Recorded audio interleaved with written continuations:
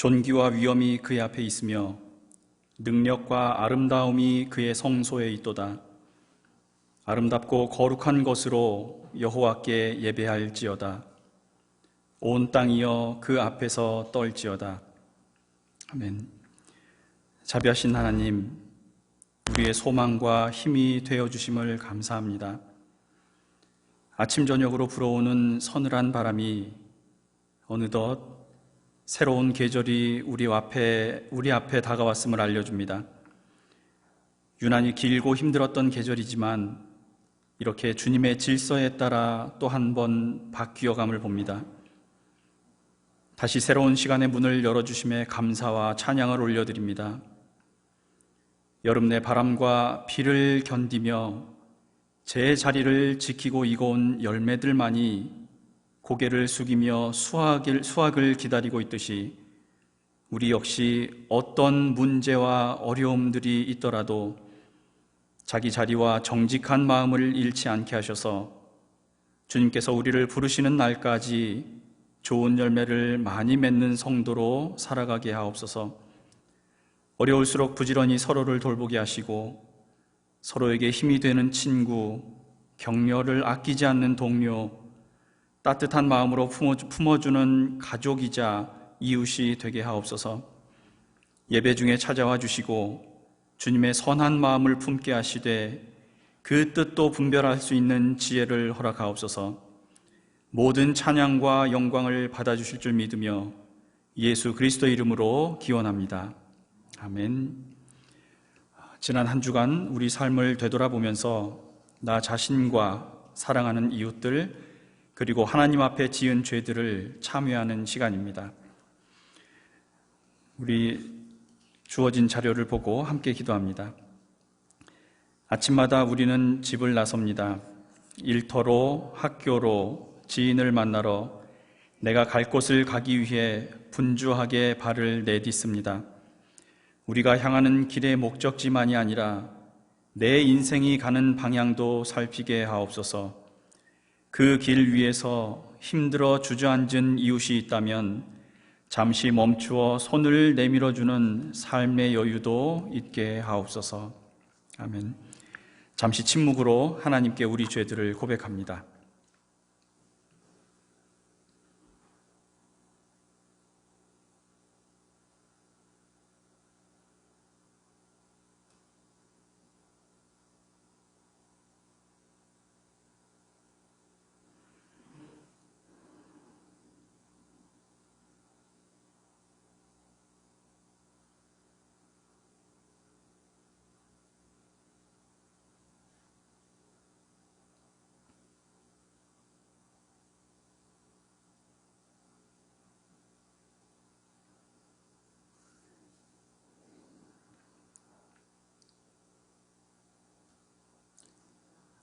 교우 여러분, 하나님께서 주시는 용서와 위로의 말씀을 들으십시오. 고린도후서 4장 14절에서 16절입니다. 주 예수를 다시 살리신 이가 예수와 함께 우리도 다시 살리사 너희와 함께 그 앞에 서게 하실 줄을 아노라. 이는 모든 것이 너희를 위함이니 많은 사랑의 감사로 말미암아 은혜가 더하여 넘쳐서 하나님께 영광을 돌리게 하려 함이라. 그러므로 우리가 낙심하지 아니하노니 우리의 겉사람은 낡아지나 우리의 속사람은 날로 새로워지도다. 그리스도의 보혈과 주님 말씀 의지하여 하나님 앞에 참회한 여러분들의 죄가 용서받았음을 선언합니다. 아멘. 찬송 12장 드립니다.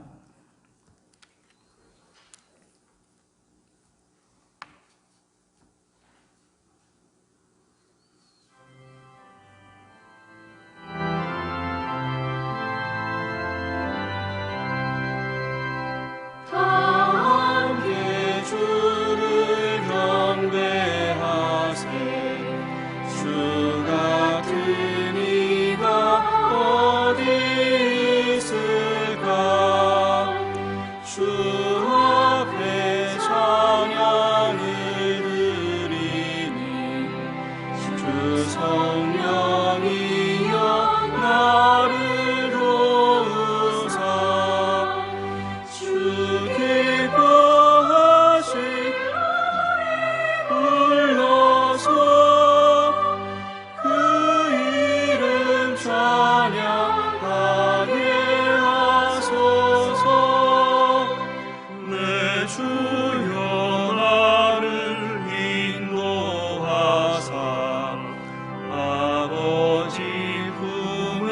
살게 하시고 주 성령 내 행실 살피사 내 맘과 뜻을 충만하시고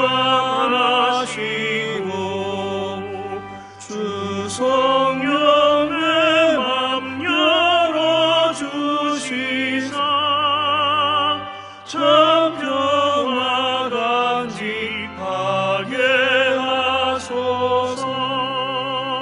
주 성령 나를 감화하사 새 노래 나의 맘에 솟으니 참되고 간절한 기도로 나 주께 영광 돌려보내고 주 성령 내 맘 열어주시사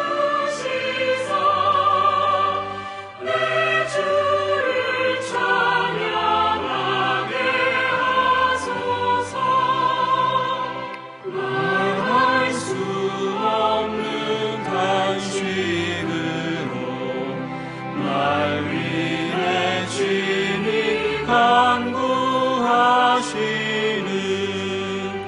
주 성령 날 항상 돕나니 이 선한 몸은 주의 것이며 주님의 기업이 저희를 나 밝히 알게 하여 주소서.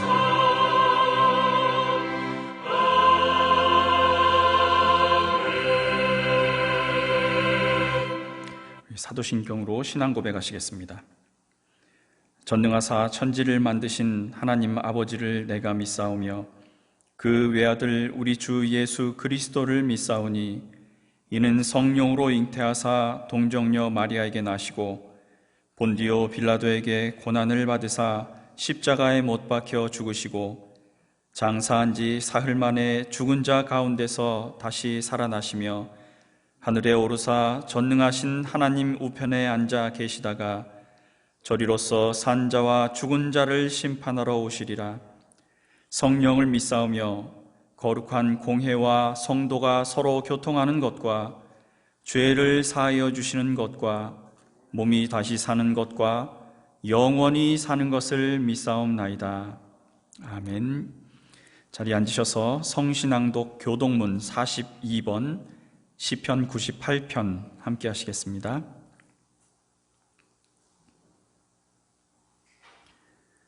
새 노래로 여호와께 찬송하라. 그는 기이한 일을 행하사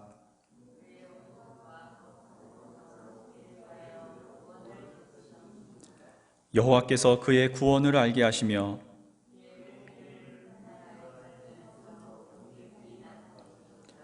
그가 이스라엘의 집에 베푸신 인자와 성실을 기억하셨으므로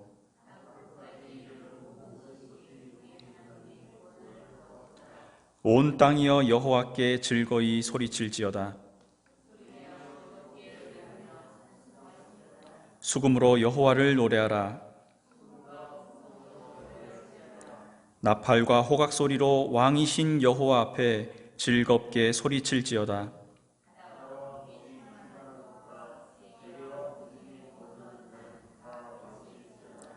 여호와 앞에서 큰 물은 박수할지어다. 산악이 함께 즐겁게 노래할지어다. 아멘.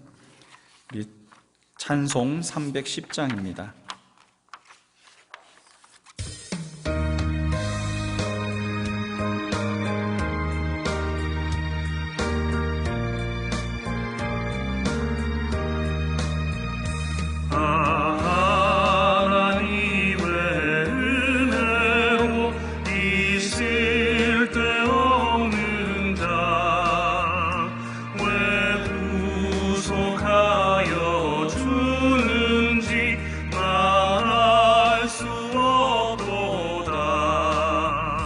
내가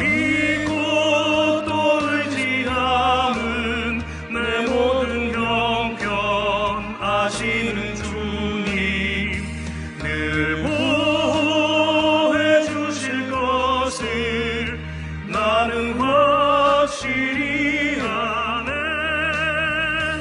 내게 굳센 믿음과 보복을 주셔서 내 마음이 항상 편한지 난 알 수 없도다. 내가 믿고 또 의지하는 내 모든 형편 하시는 주님 늘 보여주실 것을 나는 확실히 아네. 왜 내게 성령 주셔서 내 마음 감동해. 주 예수 믿게 하는지 난 알 수 없도다.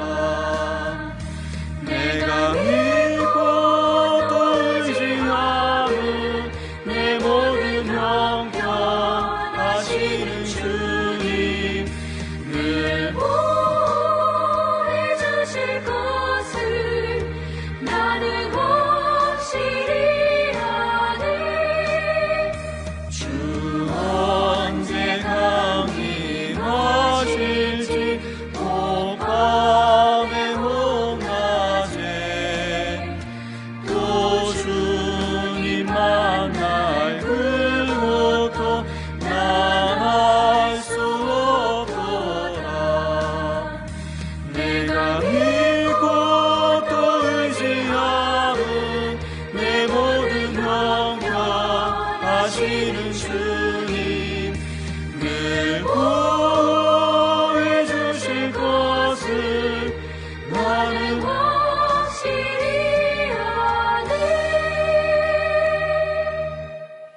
박전수 지사님 예배 위에 기도해 주십니다.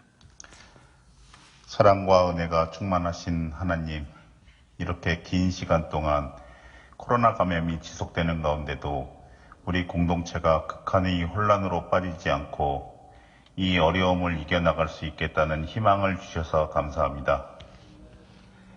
이러한 어려움을 겪으면서 신앙인으로서 우리가 속한 사회에는 어떤 긍정적인 영향을 미치고 있어 왔었는지 다시 한번 되돌아보게 됩니다. 신앙인으로서의 삶이 다른 이들에게 모범이 되도록 해달라는 기도가 입으로만 그친 것은 아니었는지, 신앙 공동체만을 대상으로 한 이기적인 강구는 아니었는지 반성합니다. 작금의 일부 크리스천들이 잘못된 판단을 보며 시험에 드는 일 없도록 해주시옵고, 지금까지 그랬듯이 변화된 새 세상에서도 주님을 믿고 따르는 데 있어 바른 길을 찾아갈 수 있는 해안을 허락해 주옵소서. 주님, 저희 3.1교회 성도들 주님의 성전에 나와 예배드리고 친교를 나누지 못한 지도 참으로 오랜 시간이 흘렀습니다. 이로 인해 주님을 섬김에 있어 나태해지거나 나약해지지 않도록 함께하여 주옵소서. 어려운 시기 항상 저희에게 좋은 말씀 전해주시고 인도해 주시는 양효순 목사님께 더욱 큰 은혜와 지혜를 허락해 주셔서 변화된 새 세상에서 저희를 주께 인도하는 목자의 역할하심에 부족함 없도록 하여 주옵소서. 항상 교회를 위해 쓰시는 임 장로님과 예배를 준비하는 손길에도 함께 하셔서 그들이 항상 풍성한 은혜 가운데 지낼 수 있도록 기도드립니다. 이 시간 주님께 예배드리는 모든 3.1 교우들을 위해 기도드리오니 주님과 함께하는 기쁨으로 충만하게 하여 주옵소서. 예배의 시종을 주님께 의탁하옵고 거룩하신 예수 그리스도의 이름으로 기도드립니다. 아멘.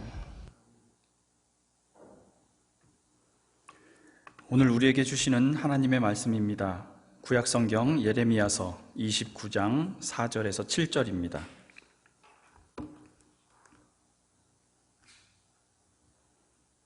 예레미야 29장 4절에서 7절 말씀입니다. 우리 주신 말씀 한 목소리로 받들어 읽겠습니다. 만군의 여호와 이스라엘의 하나님께서 예루살렘에서 바벨론으로 사로잡혀가게 한 모든 포로에게 이와 같이 말씀하시니라.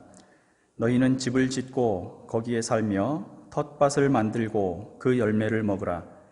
아내를 맞이하여 자녀를 낳으며 너희 아들이 아내를 맞이하며 너희 딸이 남편을 맞아 그들로 자녀를 낳게 하여 너희가 거기에서 번성하고 줄어들지 아니하게 하라. 너희는 내가 사로잡혀 가게 한 그 성읍의 평안을 구하고 그를 위하여 여호와께 기도하라. 이는 그 성읍이 평안함으로 너희도 평안할 것임이니라. 아멘. 오늘도 예배에 함께 하신 모든 분들 그리고 그 가정에도 주님의 은혜와 평화가 넘치시기를 바랍니다. 오늘은 저와 함께 상상력을 한번 발휘해 보면서 말씀을 시작해 보겠습니다. 만약 우리가 기원전 587년 예루살렘 성 안에 살던 유대인이었다면 우리는 틀림없이 어느 날 바벨론의 군대가 우리가 살던 성 안으로 밀려 들어와서 온 도시를 약탈하고 폐허로 만드는 것을 지켜보아야 했을 겁니다. 내 가족들과 마을 사람들은 이미 죽임을 당했거나 부상을 입은 채로 살기 위해 여기저기 뛰어다니며 숨고 있었겠죠. 어렸을 때부터 살던 집과 마을, 내가 자주 다니던 시장이나 학교, 그리고 도시의 멋진 조형물들이 무너져 내리는 것, 그리고 도시 한가운데서는 평소에 함부로 가보기도 힘들었던 성전과 왕궁이 불타고 있고요. 그곳을 지키던 군인이나 제사장들이 죽임을 당하는 걸 무기력하게 보고만 있었을 겁니다. 해가 져도 약탈은 계속되었겠지요. 그리고 살아남은 사람들은 온몸이 묶인 채로 정든 집과 고향을 떠나서 가본 적 없는 낯선 땅으로 끌려가야 했습니다. 그곳에서 왕궁이나 어느 귀족 가문으로 팔려가서 한 번도 들어보지 못했던 언어를 억지로 배웠어야 했고요. 그렇게 살면 안 된다고 배워왔던 이상한 풍습이나 예절도 몸에 익혀야 했을 겁니다. 이 상황에 적응을 못하면 더 비참한 곳으로 팔려가 버릴지도 모르기 때문에 하는 수 없이 시키는 것들을 다 지켜야만 했지요. 이제 다시는 가족을 만나거나 고향으로 되돌아갈 수 없습니다. 더 끔찍한 것은요, 이제 기도할 것도 없어지고 자기들을 구출해 줄 국가도 없다는 사실을 마음속에 떠올릴 때마다 밀려드는 절망감입니다. 이제 나의 남은 생을 이곳에서 모두 보내야 하는 거죠. 이렇게 이스라엘은 바벨론에 멸망당했을 때 세 가지를 빼앗겼습니다. 땅, 왕권, 그리고 성전이었죠. 이 세 가지는 하나님 약속의 모든 것을 상징합니다. 땅은 출애굽하면서 언약 백성들에게 주어진 생명과 평안의 약속이었지요. 그리고 다윗에게 주어진 왕권은 하나님의 다스리심을 상징했습니다. 그리고 하나님이 임재하시는 성전까지 한꺼번에 모두 다 잃어버린 거죠. 영원하리라고 믿었던 하나님의 약속으로부터 완전히 버림을 받았다는 사실에 이 이스라엘 사람들은 더 큰 충격을 받았을 겁니다. 상상이 가십니까? 국가와 성전을 잃고요, 종으로 끌려갔던 유대인들의 이런 경험은 수천 년이 지난 지금까지도 그들 마음속에 남아있다고 합니다. 그래서 시편 기자는 이런 자신들의 역사에 대해서 이렇게 탄식했습니다. 시편 79편 1절에서 3절입니다.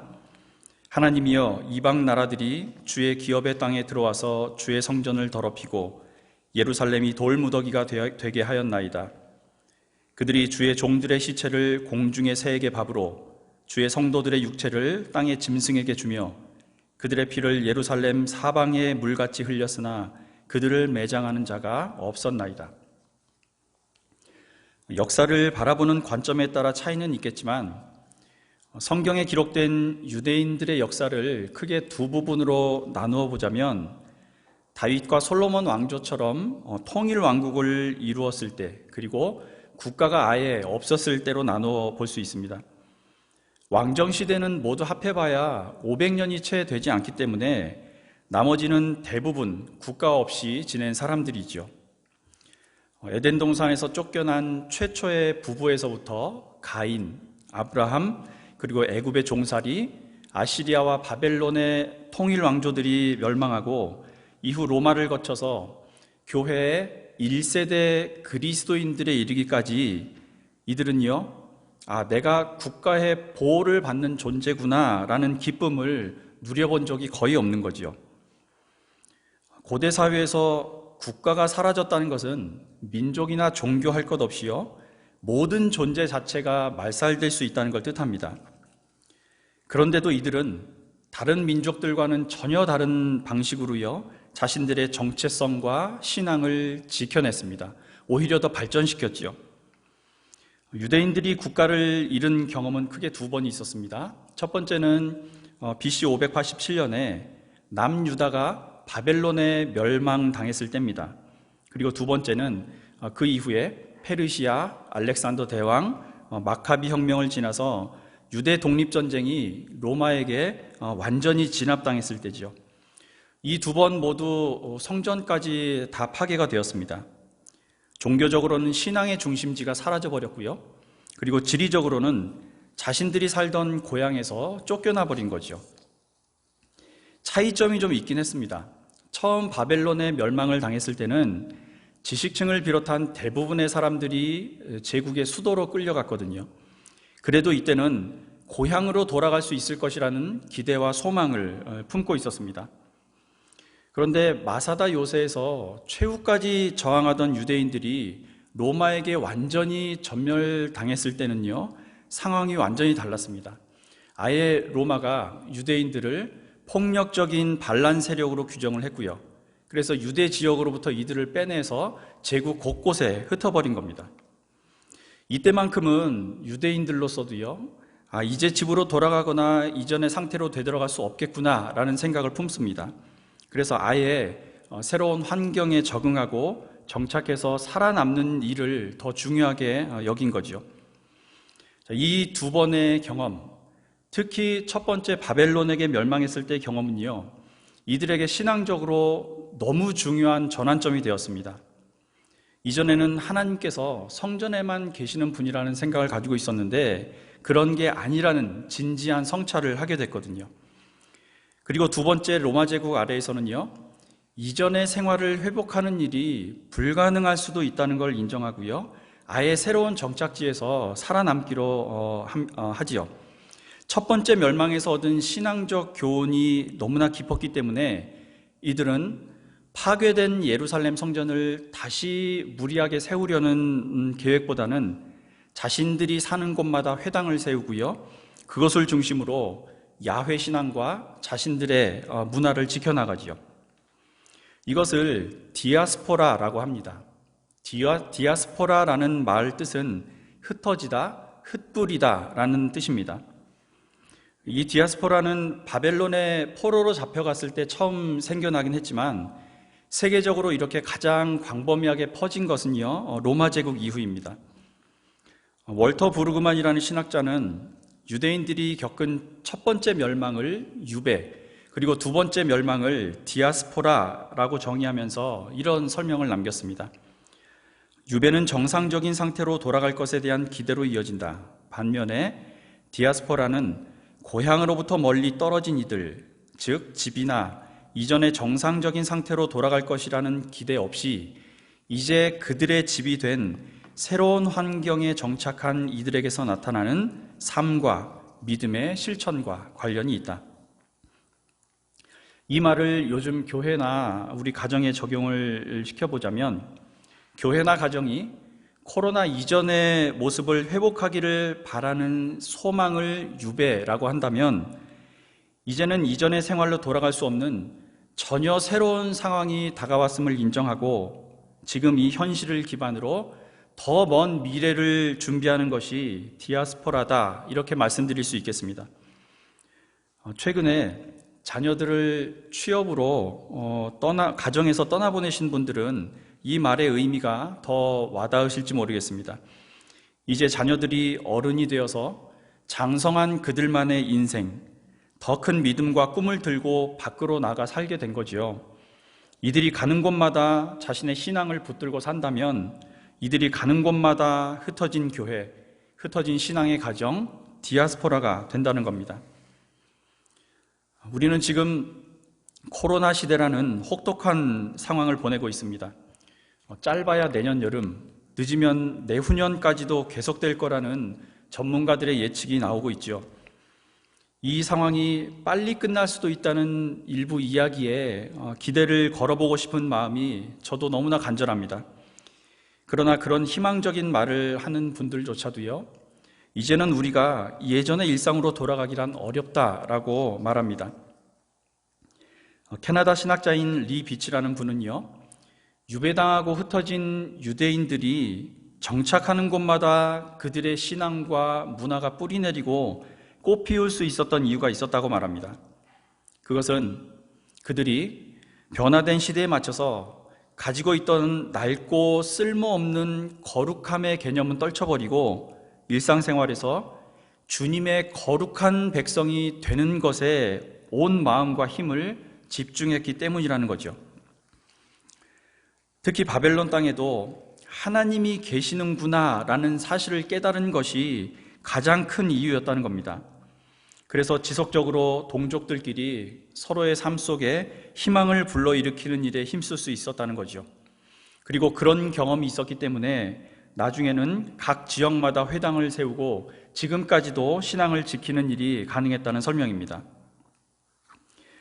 이 코로나 때문에요, 우리 한국 교회들도 이제 갈림길에 서 있구나라는 느낌을 많이 받습니다.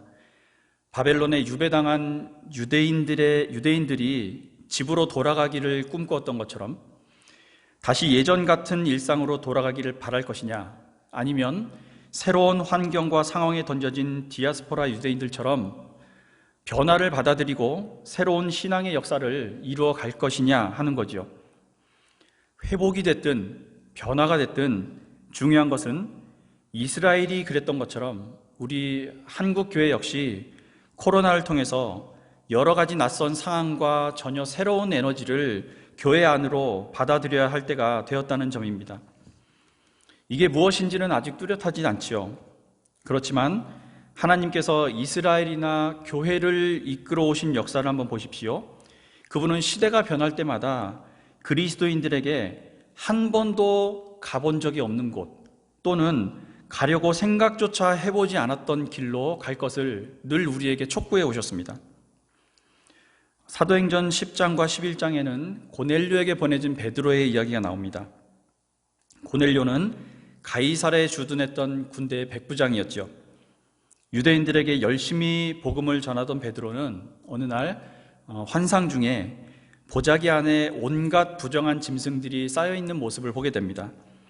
이후에 고넬료를 만나고 나서야 이방인들에게도 복음을 전해야 한다는 걸 깨닫지요.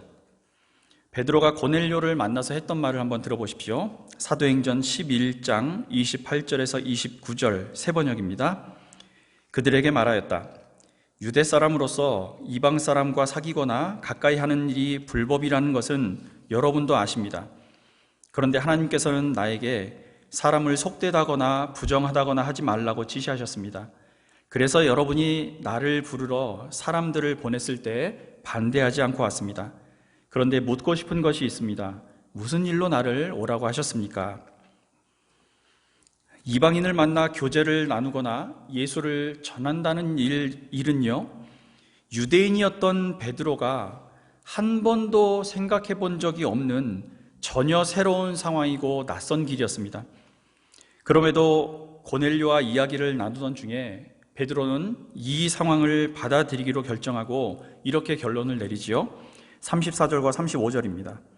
베드로가 입을 열어 말하였다. 나는 참으로 하나님께서는 사람을 외모로 가리지 아니하시는 분이시고 하나님을 두려워하며 의를 행하는 사람은 그가 어느 민족에 속하여 있든지 다 받아주신다는 것을 깨달았습니다. 외적인 것이 중요한 게 아니라 그 내면에 거룩함을 지키려는 간절한 마음이 있느냐 없느냐가 그리스도인인가 아닌가를 가르는 기준이라는 걸 베드로가 깨닫게 된 거지요. 지금까지 마스크로 얼굴을 가린 채 거리 두기까지 지키시느라 정말 많이 힘이 드셨을 겁니다.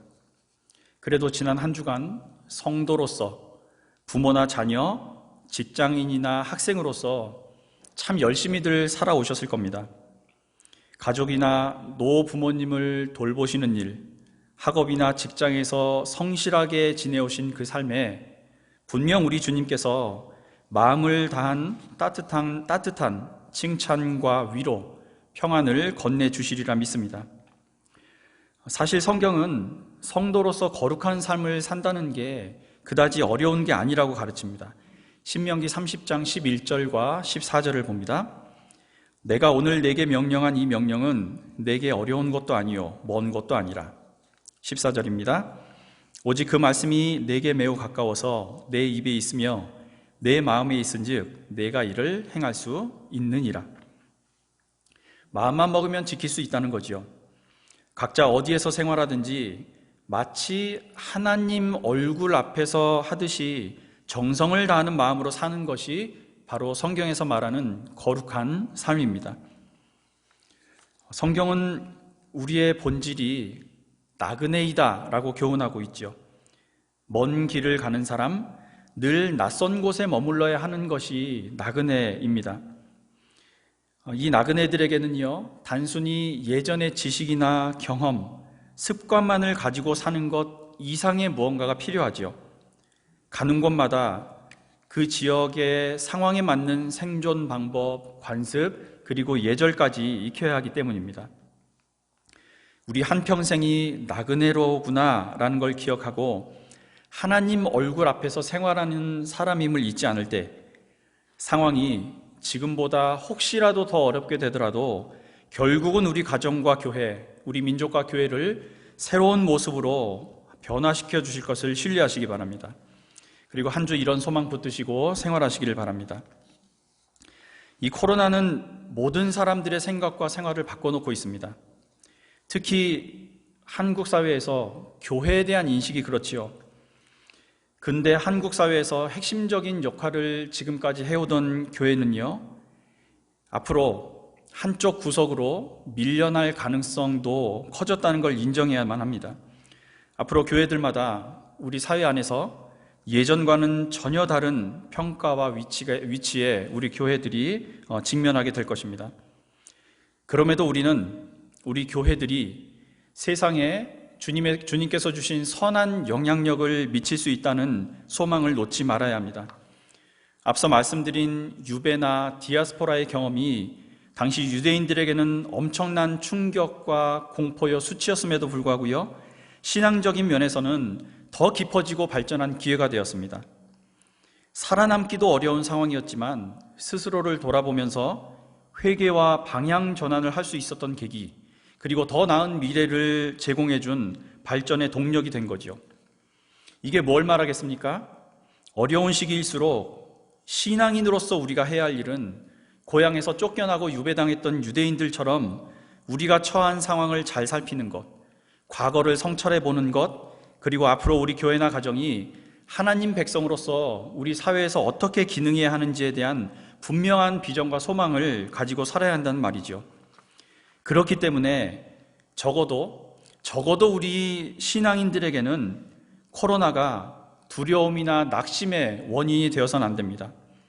오히려 거룩한 삶이 뭔지, 나그네로서 이 땅에서 어떤 자세로 살아가야 하는지를 고민하고 이 코로나 때문에 꽉 막힌 상황에서도 하나님께서는 그분의 선한 물줄기를 우리를 통해서 끊임없이 흘려보내고 계시다는 걸 신뢰하셔야 하는 거죠. 지금까지 이스라엘의 역사, 그리고 지금 우리가 맡고 있는 상황에 대해서 이렇게 길게 말씀드리는 이유는요, 적어도 저나 여러분 같은 하나님 백성들에게는 이런 고난들이 결코 새로운 경험도 아니고요, 우리가 이런 긴급한 위험을 당하는 첫 번째 세대도 아니라는 말씀을 드리고 싶어서입니다. 이미 우리보다 앞서갔던 신앙의 선진들은요, 우리보다 훨씬 비참한 절망이나 죽음, 폭력과 공포의 위험을 겪어왔습니다. 그리고 그런 경험을 바탕으로 후대에 우리가 보고 듣고 배울 수 있도록 성경이란 유산을 우리에게 남겨주었죠. 이 성경에 기록된 유대인들의 이런 경험들은요, 우리가 이런 상황에서 그저 잘 버티고 살아남으십시오, 그게 신앙인으로서 본질입니다 라는 걸 보여주지 않습니다. 오히려 성숙한 신앙, 최선의 인생을 찾으십시오 라는 걸 교훈하고 있는 거죠. 이들의 상황을 한번 보십시오. 약속의 징표들은 사라져버렸고요, 본질적인 의문들이 그들 마음속에 끊이지 않고 찾아왔습니다. 하나님은 도대체 어디에 계시는 거야? 하나님은 정말로 강한 분이신가? 정말로 우리를 사랑하시는 분인가? 그분은 정말 약속을 지키는 신실하신 분인가? 아니면 진노하신 하나님이 우리를 버리신 것인가? 우리는 이 땅에서 어떻게 살아남아야 하는가? 우리가 아직도 이 진노하시는 하나님의 도우심을 의지나 할 수 있을까? 이런 것들을 묻는 사람들에게요, 이사야나 예레미야, 에스겔 같은 예언자들은 분명한 답을 주었습니다. 하나님은 여전히 자기들을 포기하지 않는 분이라는 것, 그리고 이런 낯선 이방 땅에 끌려왔지만 여전히 지금도 자신들과 함께 계시다는 확신을 백성들에게 심어준 거죠. 오늘 본문도 그런 외침 중에 하나입니다. 조금 길지만요, 오늘 본문을 세번역본으로 다시 읽어드리고 한 가지만 더 말씀을 드리고 마무리하겠습니다. 특히 7절을 주의 깊게 살펴보시기 바랍니다. 나 만군의 주 이스라엘의 하나님이 말한다. 내가 예루살렘에서 바벨로니아로 잡혀가게 한 모든 포로들에게 말한다. 너희는 그곳에 집을 짓고 정착하여라. 과수원도 만들고 그 열매도 따먹어라. 너희는 장가를 들어서 아들, 딸을 낳고 너희 아들들도 장가를 보내고 너희 딸들도 시집을 보내어 그들도 아들, 딸을 낳도록 하여라. 너희가 그곳에서 번성하여 줄어들지 않게 하여라. 또 너희는 내가 사로잡혀가게 한 그 성읍이 평안을 누리도록 노력하고 그 성읍이 번영하도록 나 주에게 기도하여라. 그 성읍이 평안해야 너희도 평안할 것이기 때문이다. 마지막 7절을 보셨습니까? 무슨 말씀입니까? 포로로 끌려간 자들한테 그 땅에서 아들, 딸, 손자, 손녀 낳아가면서 더 열심히 살라는 겁니다. 하나님 백성의 세대를 이어가라는 거지요. 게다가 그들의 모든 것을 빼앗아가 버린 바벨론의 유익과 평안을 위해서도 기도하고 노력하라는 겁니다. 하나님께서 여전히 자신들과 함께 하신다는 것을 신뢰하지만 여전히 이들에게는 이런 질문들이 던져졌습니다. 만약 하나님이 우리를 버리지 않으셨다면 어째서 우리가 자유를 되찾고 고향으로 되돌아가는 게 이렇게 오랜 시간이 걸리고 있는가? 오늘 이 예레미야의 당부는요, 이런 질문에 대한 답이었습니다. 그런데 그의 말을 들어보면 사람들이 기대했던 것과는 전혀 다른 답이지요. 오히려 그런 우상이 가득한 바벨론 땅에서 집을 짓고 아이들 낳고 농사도 지으면서 더 열심히 살라는 겁니다. 그뿐 아니라 너희를 잡아온 바벨론의 평안을 위해서도 기도하라는 거죠. 예레미야가 전한 이 말씀은요, 이방인들의 땅에서 자신들이 누군지, 어떻게 살아남아야 하는지를 묻고 답을 구하던 이스라엘 백성들에게 너무나 중요한 가르침이었습니다. 하나님께서 이방인들의 땅에 임재하시는 이유, 찾아오시고 그들을 보호해 주시는 이유가 무언지를 분명히 드러낸 교훈이기 때문이죠. 그분이 어떤 방식을 통해서 우상들이 가득한 바벨론을 변화시킬 계획인지를 보여주는 겁니다. 이스라엘은요, 자신들이 그 땅에 하나님의 복과 평안이 찾아오게 하는 도구 역할을 해야 되는구나 라는 사실을 깨닫습니다. 그리고 이방 나라들까지 당신을 경배하는 모습을 보기를 원하시는, 다시 말해서 불신자들도 당신에게 돌아와 평안을 얻기를 바라시는 무엇인지를 이해한 거죠. 마치 예수께서 원수까지라도 사랑하라고 하신 것처럼요, 그분의 성품이 그대로 드러나는 말씀인 거죠. 자, 하나님 백성의 자부심과 정체성이 여기에 있습니다. 교회 다닌다는 말을 하기 창피해졌다는 사람들이 많아지고 있지요. 이 땅에 지금까지 우리가 알던 교회의 모습들이, 그리고 힘이 없는 작은 교회들은 대다수 사라질지도 모릅니다. 우리를 신뢰하지 않는 사람들이 우리들을 미워하고 업신여기겠지요. 포로나 죄인처럼 대하기도 하고 수많은 교회들의 기반이 무너져 버릴 수도 있습니다. 하나님께서는 어떤 상황에도 그분의 일을 이루어 가시는 분이라는 걸 신뢰하십니까? 그렇다면 우리는 최악의 상황에서도 단순히 살아남아야만 한다는 이 작은 소망만을 가지고 있어서는 안 됩니다. 유배와 디아스포라의 경험을 통해서 이들은 자신들이 세상을 향해서 하나님이 얼마나 위대하신 분인지를 선포하는 사명을 받은 백성이구나 라는 의식을 회복했습니다. 정복되고 멸망당한 민족이라는 패배의식이 전혀 새로운 방향으로 바뀌게 된 거지요. 세상을 지배하는 제국 바벨론까지 자기들을 통해서 하나님의 은혜의 품 안에 들어오게 될 것이라고, 그리고 그것은 하나님께서 자신들과 함께 계시다는, 하나님께서 여전히 살아계시다는 증거가 될 것이라고 생각한 겁니다. 우리 역시 옛날 디아스포라 유대인들처럼 주님의 거룩한 백성이 되는 것에 힘을 쏟아야겠지요. 그러면서 우리와 우리에게 혹시 손가락질을 하는 사람들이 있더라도 그들을 위해 기도하고 그들의 안전과 평안과 건강까지 빌어주어야만 합니다. 그러면 반드시 그들조차 하나님의 백성으로 변화시켜 주시고 평안으로 이끌어 주실 겁니다. 한 주 지금보다 더한 어려움들이 우리 앞을 가로막을지도 모릅니다.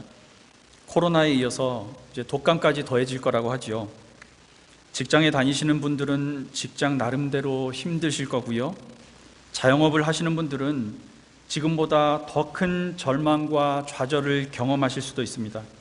그럼에도 불구하고 그리스도인으로서 이 모든 일들이 하나님 손 안에 있다는 것, 그리고 이 모든 상황들이 하나님 뜻 안에서 선한 일로 결국은 드러나게 될 것을 확신하셔야 됩니다. 전보다 더 정성스럽게 사람들을 대하시고요, 마음 다해 도와주시고 직장과 학교와 가정과 교회를 위해서 더 기도하고 애쓰며 지내시기 바랍니다. 그러면 우리를 사로잡은 대적이라 할지라도 주께서 반드시 우리의 그런 모습을 보시고 우리와 그들까지도 회복시키시는 은혜를 베풀어 주실 겁니다. 이런 선한 역사의 주인공들이 되시기를 우리 주님 이름 힘입어 축복합니다. 우리 고린도후서 4장 7절에서 10절을 새 번역으로 함께 읽고 마치겠습니다. 우리는 이 보물을 질그릇에 간직하고 있습니다. 이 엄청난 능력은 하나님에게서 나는 것이지 우리에게서 나는 것이 아닙니다. 우리는 사방으로 죄어들어도 움츠러들지 않으며 답답한 일을 당해도 낙심하지 않으며 박해를 당해도 버림받지 않으며 거꾸러뜨림을 당해도 망하지 않습니다. 우리는 언제나 예수의 죽임당하심을 우리 몸에 짊어지고 다닙니다. 그것은 예수의 생명도 또한 우리 몸에 나타나게 하기 위함입니다. 아멘. 우리 준비된 자료를 보시고 공동기도 드리겠습니다. 아무리 사람들이 싫다 해도, 부끄럽다 해도, 쫓아내려고 해도 가슴에 꿈과 사랑을 품고 있는 사람, 마음이 진실하고 그 손이 부지런하며 성실한 사람은 복이 있습니다. 주께서는 그런 사람에게 힘이 되어 주시고 그 발을 튼튼히 붙들어 주셔서 높은 곳으로 치닫게 하실 것입니다. 어디에 있든 세상의 모든 곳이 주님 계시는 사랑의 집임을 기억하며 살게 하옵소서. 우리의 구원이신 예수님 이름으로 기도합니다. 아멘. 우리 찬송 377장 함께 드립니다.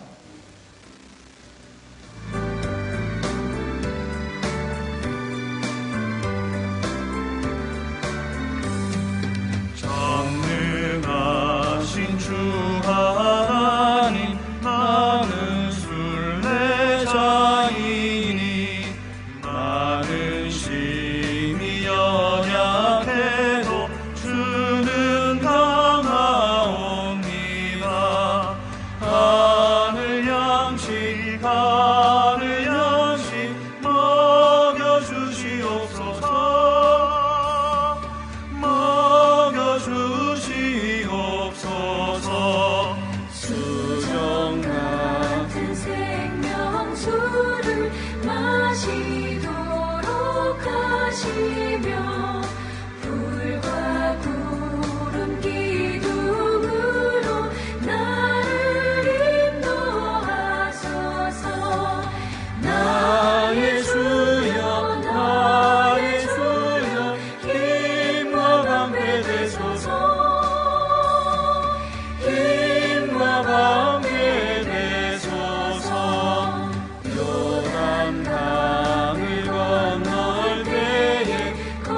편이 없게 하시고 저기 배는 가나안 땅 편히 넣게 하소서. 영원토록 주께 찬양하리라. 주께 찬양하리라. 아멘.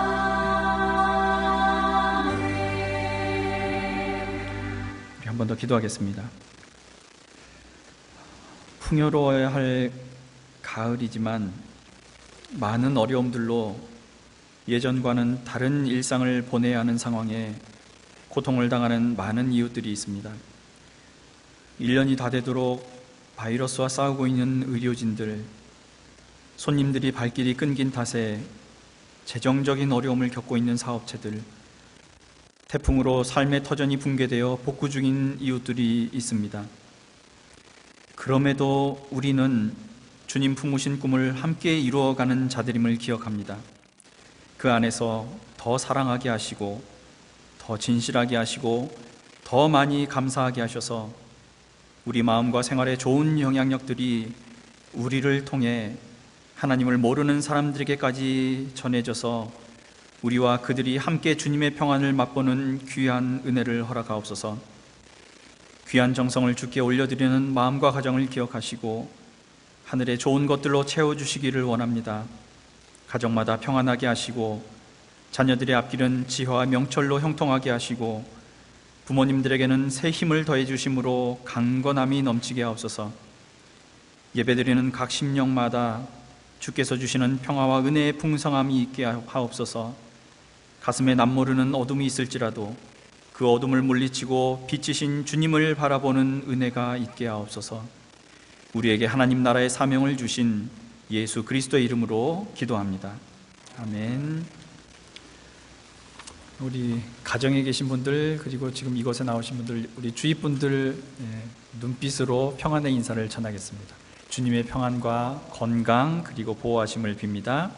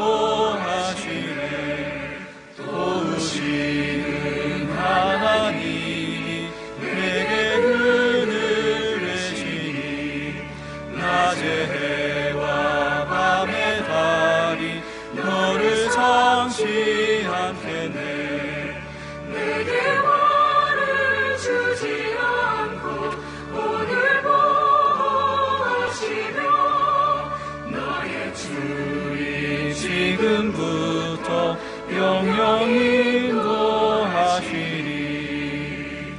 아멘.